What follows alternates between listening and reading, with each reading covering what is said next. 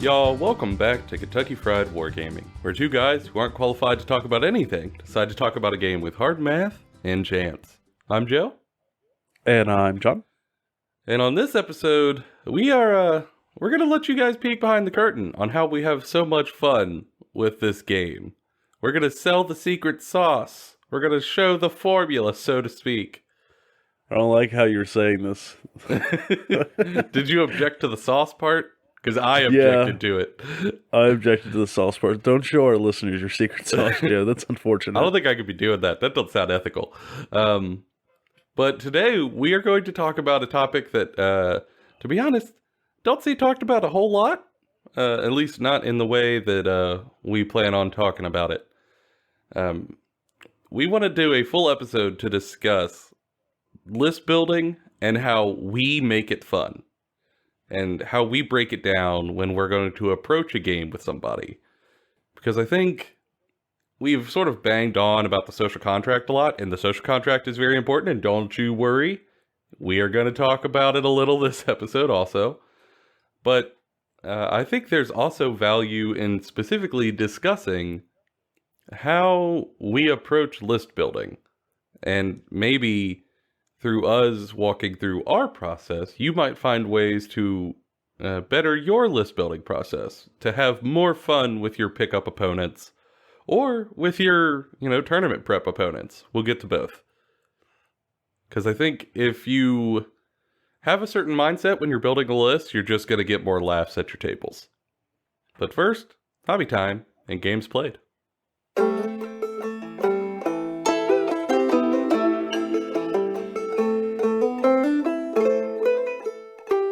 Alright, John, hobby progress. What you been up to? Other than building lists, of course.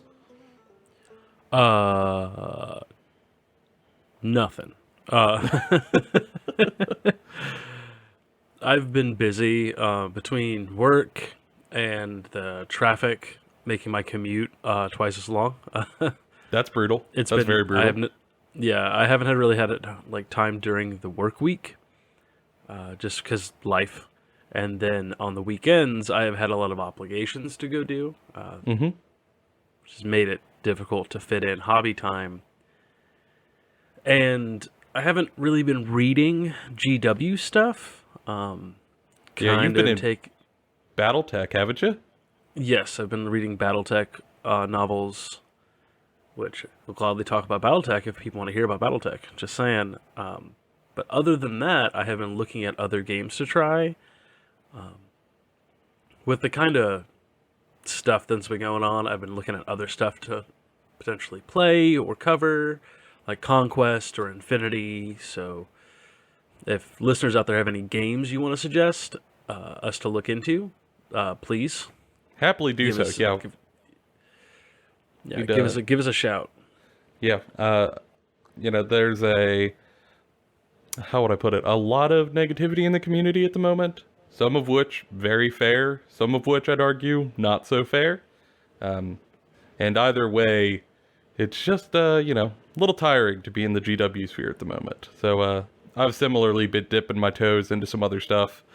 I also did some looking into BattleTech. I mean, I won't say looking into like I've never done it before. I mean, John and I have played insane a number of hours of MechWarrior Online together. But I never really got into the lore. So I've done some poking around there. Yeah, and a friend of mine, Perry, is just very, very full of BattleTech stuff. Man. And MechWarrior stuff, like lore, knowledge about the game. So that's going to be something we do dig into. I don't think that we're really qualified to talk about the GW stuff, so we're probably not going to be talking about the whole stuff going on with GW here. Yeah, I mean, if people want to know opinions on specific things going on, I mean, if you really want to know, like our disembodied voices have any weight, feel free to, I guess, to reach out to us, happily talk about it. But generally speaking, I'm not an IP lawyer, nor do I sit in the meetings at GW, so I would feel weird for me to come out here and espouse a whole bunch of stuff as fact that I simply ain't got. And we are Kentucky Fried Wargaming, so we'll talk about other war games if we need to take a break from GW. We still plan on covering GW stuff. It's not going to end. We're still interested in the games. It's just right now is a hard time to be involved with that specific part of the wargaming hobby. So Yeah. we're branching out and trying new things, which is healthy to do sometimes. There's a whole lot happening over there. Just take it as an opportunity to look around and see what other cool games are out there, because y'all, there's a ton of them. And they're all super cool. Yeah, maybe we'll pick some more up on the channel. But other than that, what have you been working on, Joe? Oh my god, I feel like I have been talking about this for the past few weeks. I haven't done a whole lot of hobby stuff in terms of like painting or building, because my wife and I are closing on our first house this Friday. Like 2 days from the recording of this episode, we close on our first house, which is very exciting. As I've talked about before, I get my own hobby room dedicated to hobbying. Super amped about it. However, with that means I gotta pack up all the hobby stuff where it is. So, over the past week, I have tore through the hobby closet. I have tore across my hobby desk, the sort of hobby organizer I have, and started pulling stuff out. I boxed up a vast majority of it. Some of it I simply got rid of. They were like just old bundles of sprues for armies I didn't have anymore. And while I don't necessarily like throwing away sprues that have some bits on them, you know, when you're in a rush and you gotta move, your priorities change a bit. So got that done. Vast majority of it is now packed up and ready to go, so that we can get it to the new house in the safest way that we can. At least try to. I did have to leave some stuff out because we're gonna have a game day this weekend. John, myself, our buddies Tanner and Corwin. So I can't pack everything up. I had to leave my Sylvaneth out so I had something to play. But afterwards, I will be getting ready to go to the new hobby space. And I'll probably have a hobby hiatus, if you will, until I get there. Because, well, it's all boxed up. Can't paint. Can't airbrush. None of that. However, I did do some work on list building, apropos for the episode. As I've talked about before, some local friends of mine have been kicking around the idea of doing a Crusade game, which is something I have been interested in since 9th edition dropped. However, as a lot of people out there who've probably played Crusade know, it is a weird thing to do if everybody in the Crusade doesn't have book supplements to give you unique Crusade rules. But in this case, a vast majority have them now. So I am getting ready to go in on a Crusade force. And I'm going to play me some orcs. And I'm so excited to play these big dumb green boys. And I wanted to make myself a list so I know what we were getting into. And we're actually going to do an escalation league rather than normal Crusade. Because, John, did you know Crusade doesn't escalate? Yeah, we were talking about that the other night, and I was incredibly surprised. I thought I had read in the rules that it did work that way, and I had misread the rules. Yeah. I think that's stupid. I fully concur, because I thought that was the point of this sort of thing, much like Path to Glory, was to grow your army over time. However, per the rules, you start with 25 power level of models on the battlefield, and outside of that 25 points, you have another 25 points and like what they call a battle regiment, but it's essentially just like off the field in reserve.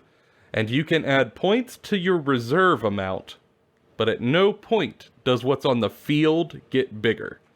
So even if you have 2,000 points waning in the wings, according to the Crusade rules, only 25 power level of stuff ever hits the field. And for my group of friends, I find that to be pooty. That's pooty. No good. So Yeah, I won't judge other people if they prefer it and like it that way. I just think it's more fun to have like a series of narrative games where you set the points values for each, normally in escalation fashion, maybe like back and forth a little bit. yeah, that's exactly what we're going to do. We are just going to have set times where we go up in like game size. And I'm going to use myself and my buddy Jake, and I think Mo is also going to do this. We are going to use as an excuse to build new forces and paint them as we go, which is super exciting. And the downside, there's a downside to that, which I'll get to, but I'm very excited. So I have been list building and coming up with a narrative for my orcs. And the new Beast Naga kits have really captured my attention. So essentially, I'm going to be playing a group of orcs that have just barely risen above feral orcs. And they have just got the technology to make sluggas and get out there and try to go to war with the other factions that are in this system.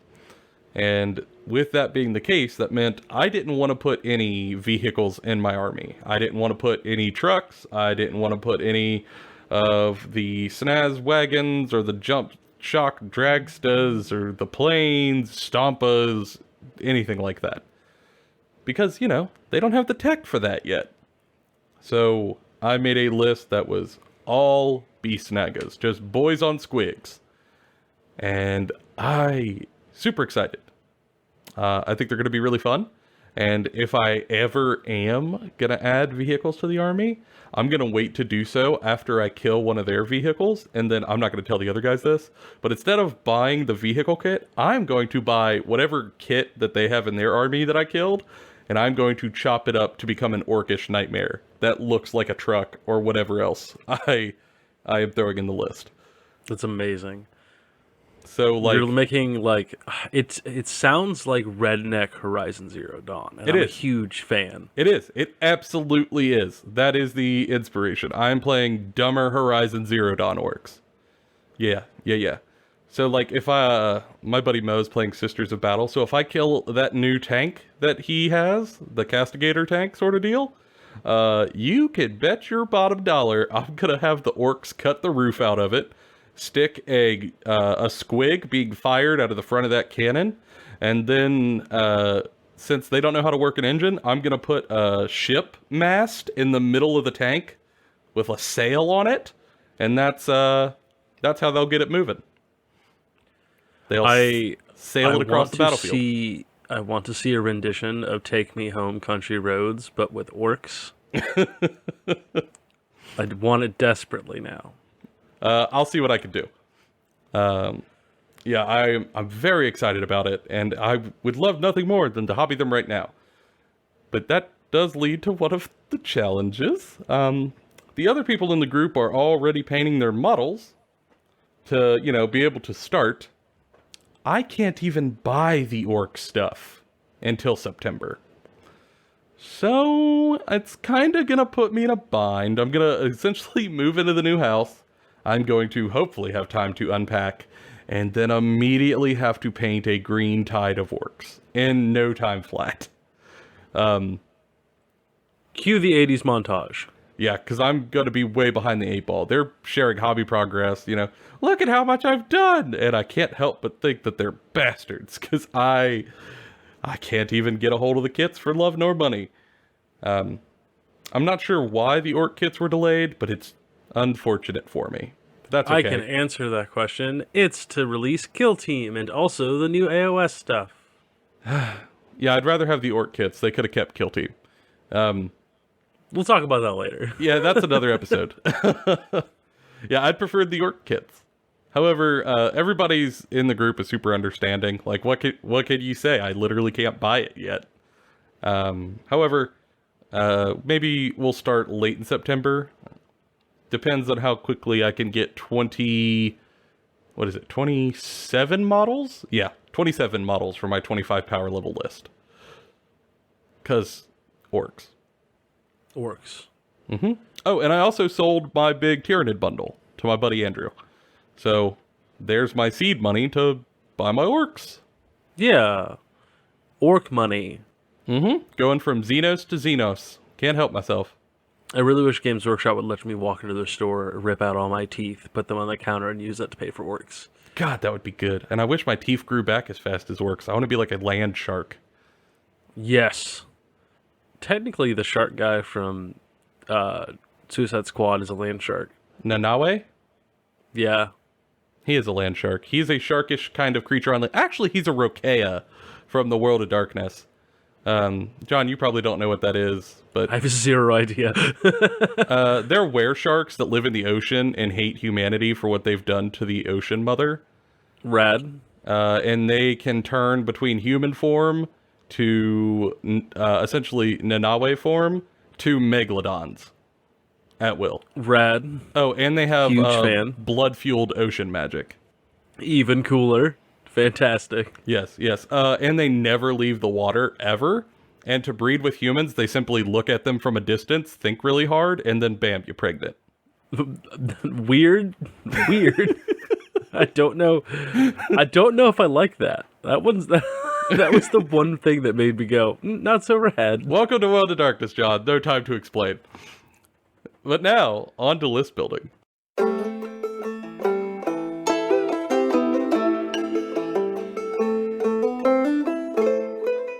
Alright, John. List building.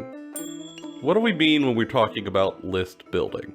Like, obviously it is putting models on a sheet, but, like, what are the things we need to keep in mind? Or in an app or whatever, but Yeah. when you sit down to build a list, there's generally, like, in my opinion, 3 types of lists.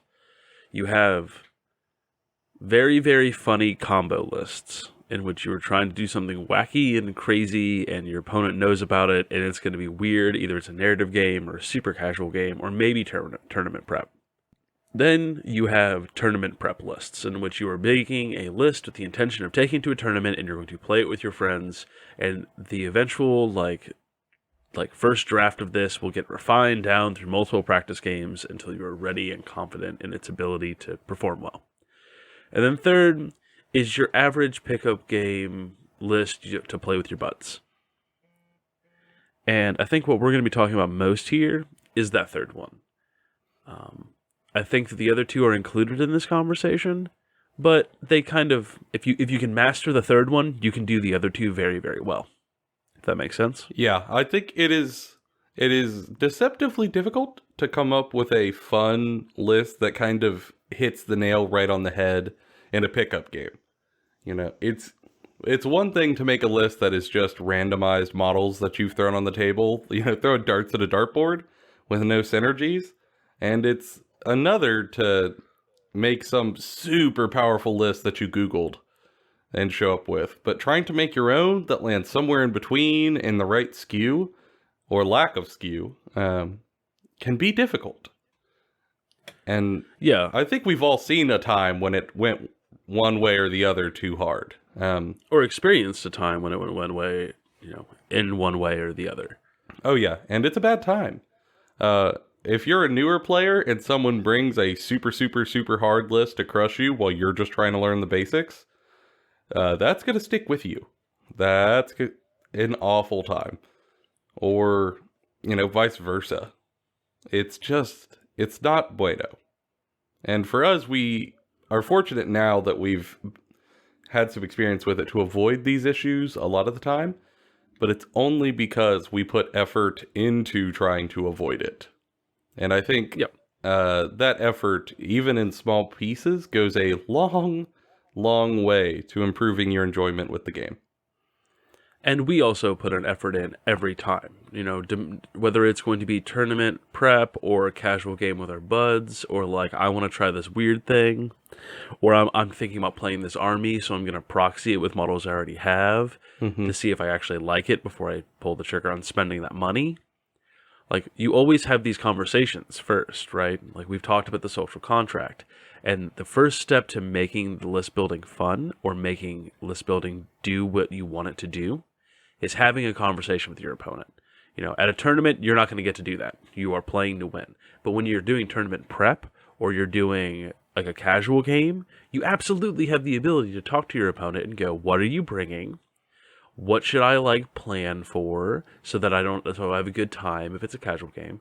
And then also, if you're doing tournament prep, you have to talk to them. You know, it isn't tournament prep if you bring a tuned up, super strong Sage Rukari list and they're bringing like a bottom of the barrel, just whatever I have, Tyranids list. That's not tournament prep. That's just you bullying someone at a table. Oh yeah, they're not going to actually help you prepare. at all. Yeah. You're not getting what you need or what you want out of the game. And I think that's the most important step that you can have in this process is to talk to your opponent about the purpose and what they're looking for in a game. You know, if they are somebody who's newer and they're just trying to learn a little bit and they're just bringing what they have, that says a lot. Okay, I know that you're not looking for a really hardcore competitive game. I know you're not looking for a super efficient game. And I also know that you're not looking for a super, super complicated one because you're newer and you're still trying to learn the basics. Okay, cool. I can take all of that and I will consider that when building my list so I don't ruin the fun that we're about to have. Yeah. And, points values also come into that. Where, like, you're going to take different units at 1,000 points and you're going to take at 2,000 points. Oh, yeah. Like, That's a given. you're not going to bring a Khorne Lord of Skulls to a 1,000-point list because that's just not going to be fun for anybody. Yeah, Like, you're going to you'll lose on probably lose the game. objectives and they're going to get wiped. It's going to be a bad time. And also, you want to know what units your opponents are bringing so you don't accidentally counter-build them. For example, let's say John and I are getting together. We're going to play just a fun game on the weekend. I'm bringing Sylvaneth. He's bringing Skaven. Let's say I built my list at a vacuum. I threw Drycha Hammerdreth, who's a particular hero in it. And I threw a horde busting spell in it.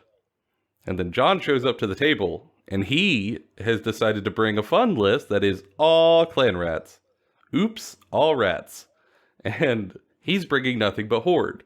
Well, now my list has accidentally got a couple of horde breakers.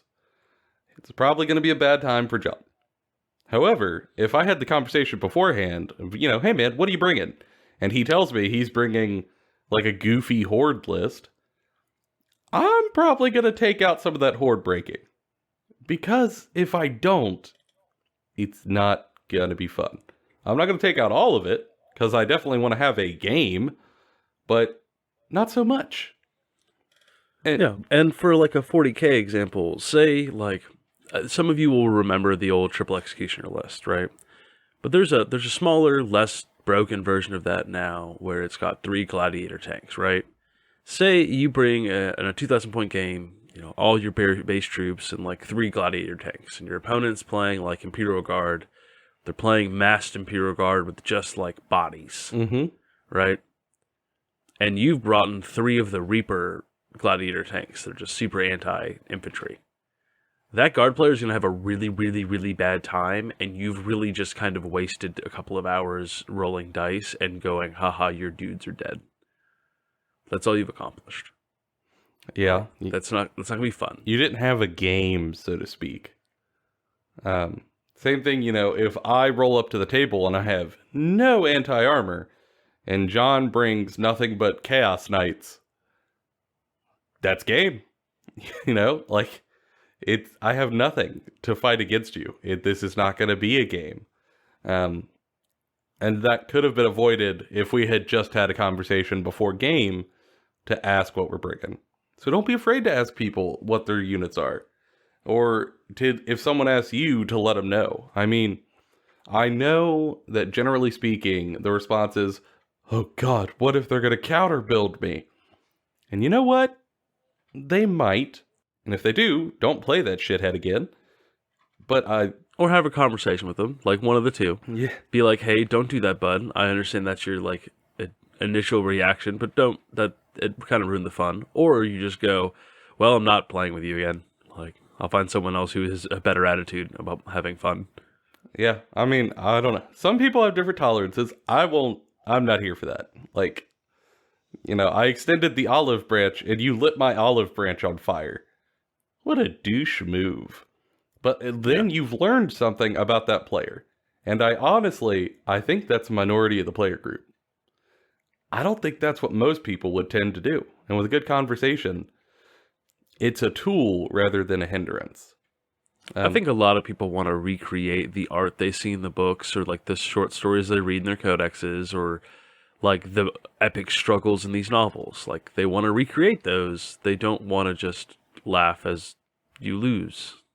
Yeah, They man. want to have fun. My favorite games I've ever had were nail biters. Were down to the wire. And you only get those types of games if the lists are relatively close to each other in terms of punch or power. It's just, it behooves everyone to try to get closer to one another. And being able to tailor your list for your opponents to make sure that you're both near each other are going to do that. It's always going to be helpful. So that's kind of the higher 40,000 foot view philosophy of what to think about when you're going to get into it. But let's get into the nitty gritty. When we go to make a list, after we've done those things and we're keeping all of those in mind, what's the process for us to make a list? With 40K, AOS, or any, even other game systems, doesn't matter. What are the processes for us? Well, for me, the first thing I do, and you might be a little bit different, Joe, is that I start from the top and I go down. So I start with, okay, in 40K I pick the formation, and in AOS I pick the formation, whatever they're called over there, Battalions. that I want to use, battalions.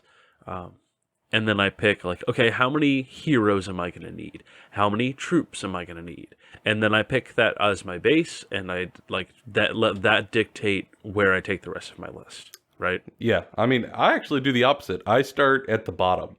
For me, every time I go to build a list, I'm always pondering, like, I think to avoid having a skew list, you just want to start with getting your battle line or your troops first. So for me, every list I go to build, I'm thinking about my troops first. I will get them settled so they're out of the way. So, for example, if I go to build my salamanders, I know I'm bringing a battalion. All right, I'm going to just go ahead and put down 3 groups of intercessors right at the start. No questions asked. Boom. Those points gone. Because that means now I can go anywhere I want because I have the backbone down. You know what I mean? Yeah, I think I might be a little bit different because I mostly play Chaos or like Combined Arms factions like Tau. And so in those, you kind of have to pick HQs first because that dictates like kind of what kind of troops you're bringing. That's just how that ends up going with them. Yeah. But then after that, we got to pick like our tanks and like our dreadnoughts and like our elite units and stuff, right? Well, you can pick toys next. However, for me, after I pick troops, I pick HQs. And for you, after you pick HQs, you pick troops. So we're opposite there. But essentially, the thing that I feel is important is that you actually pick your toys last. I have seen where people are real excited to get to the toys, the tanks, the heavy Terminators, the big 5-wound monsters, actual Titanic monsters. We're all real excited to get those toys. And sometimes being too excited to get the toys means you end up bringing a whole lot of them and your opponent might not be prepared. Yeah. But if you save your toys to the end, you're kind of ensuring that can't happen. Or at least you're hedging your bets on it. I mean, you've already picked your HQs and your troops. I'm assuming that's probably eating up over a quarter of your list, maybe a half. So now you have more free reign in the toy department. You can run to any aisle you want. Well, not so much. In my experience with toys, to help prevent a feel-bad situation, unless your opponent is bringing way too much anti-armor, or you need to tune up because like you don't have a codex yet or something. You don't want to bring more than 2 of any one toy. Honestly, you probably just want to bring 1 of a toy. Like, you don't want to bring 3. I'll use gladiator tanks as another example, right? You don't want to bring 3 of those. You don't want to bring 3 Forge Fiends, right? Well, let's also take it a step further.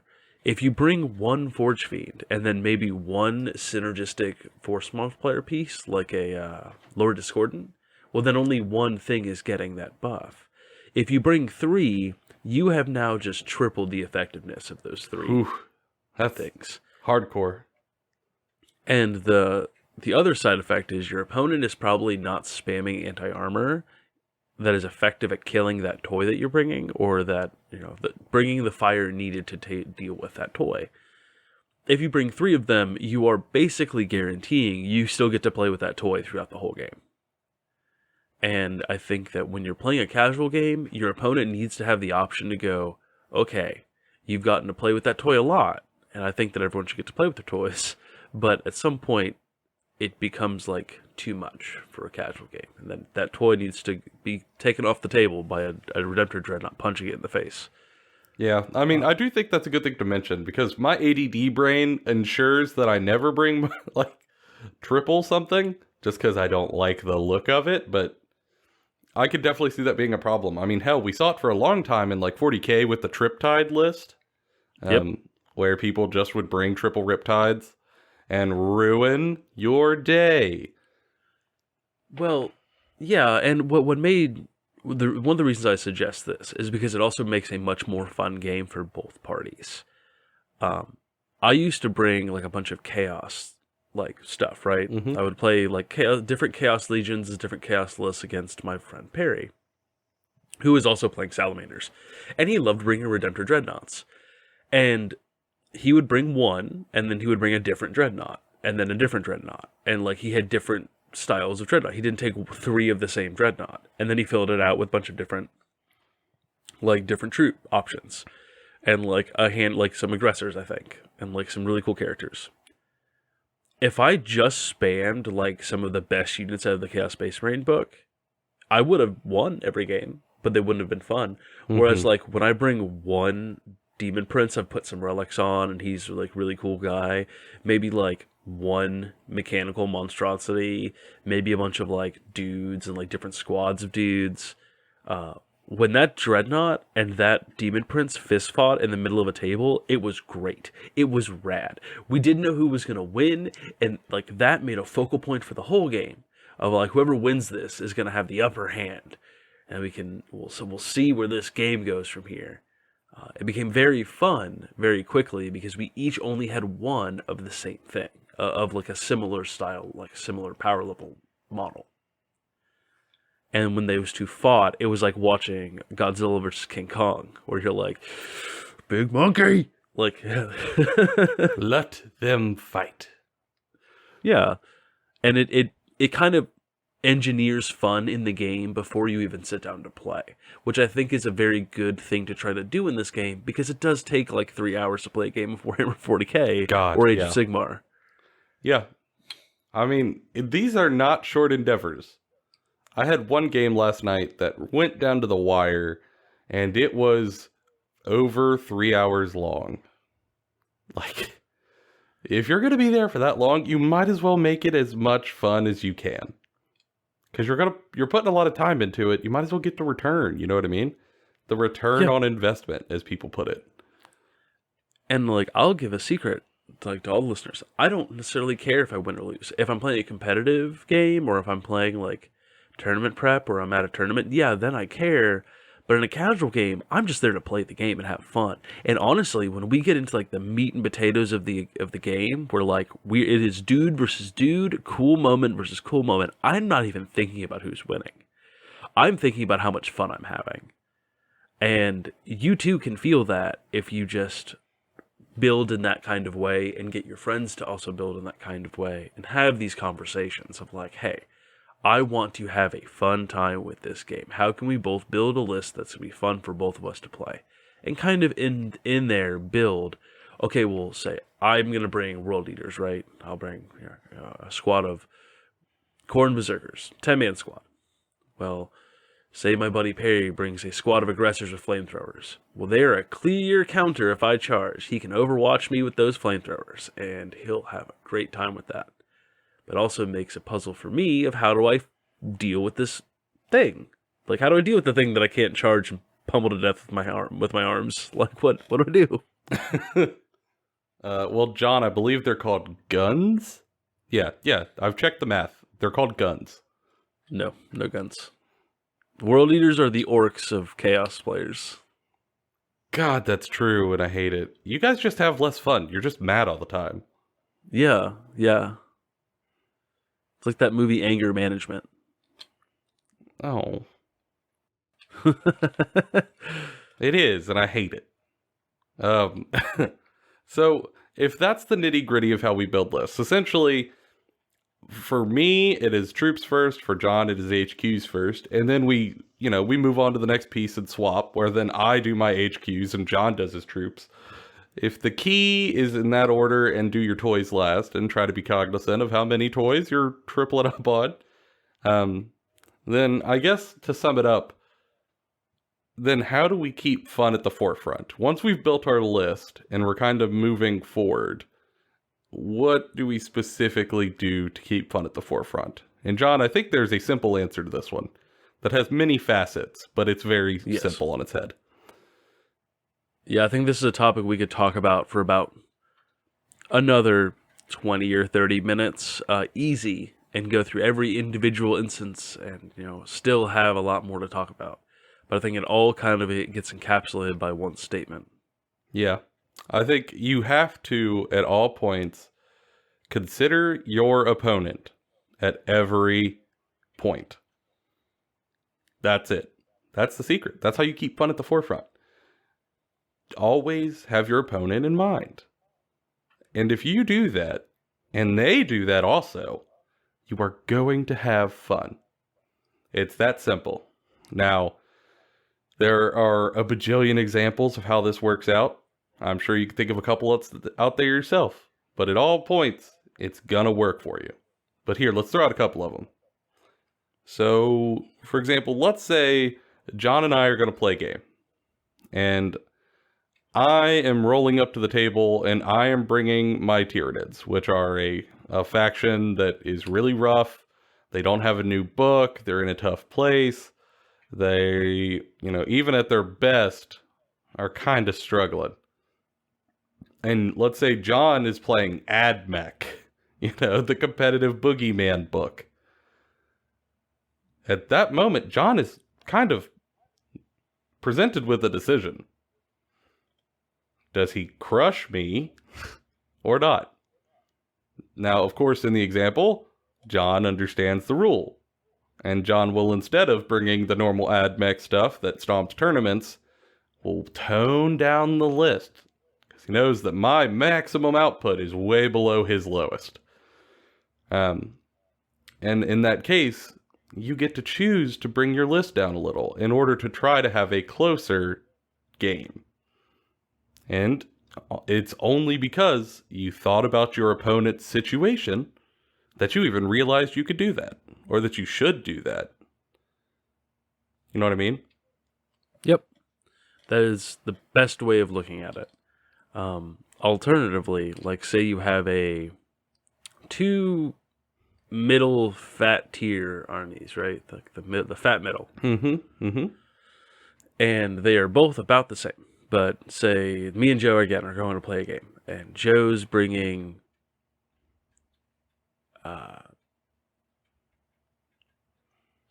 decked out ultimate, bringing all the tricks that this faction has, the best units, the most cost efficient units, all of these things, brings all of those things, right? Mm-hmm.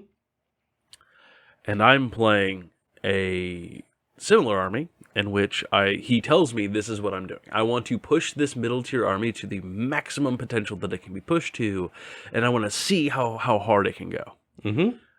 I have that same option to go. I too will take this army and push it as hard as it can go. And they're in roughly the same power level, roughly the same tier. Like, we both push them all the way up. That's still a fun game. Oh yeah. That's still a good game. Because we discussed it ahead of time, and who knows, maybe we'll find a new strategy through that we could go, well, this might be competitive. Yeah, you might stumble across something and go, holy crap, that's actually good. That's not like wink, wink, nod, nod, good. No, that's good. Yeah, and that's also a benefit of doing this. It's not just to have good time fun. It's also, if you are a competitive-minded player who wants to find stuff that you're that's very good, this is how you do it. You can't prove your theory crafted list until you have someone to play against that is going to be challenging enough to test that. Yeah. And I mean, another example. Our editor, Seth, is getting into Seraphon. They are a, competitively speaking, strong army. Let's say Seth is deciding he wants to go to a tournament. And he really wants to try to push to try to win or get as high up as he can to do as well as he can. And he needs some practice. And he comes to me and goes, "Hey Joe, will you help me do some tournament prep? I really want to do well, and I think I got a good list, but I need to get some reps in." And of course, happy to help.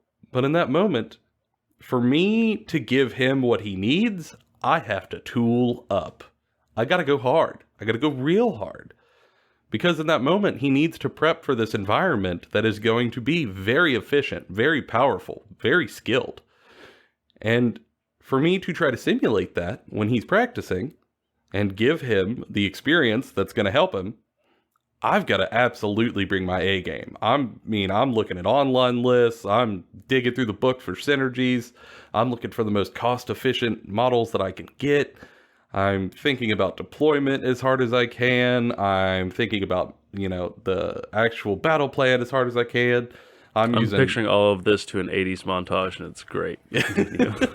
Yeah, and I'm thinking about the little dirty tricks to get intricacies with pile-ins and making it inefficient. Stuff like that.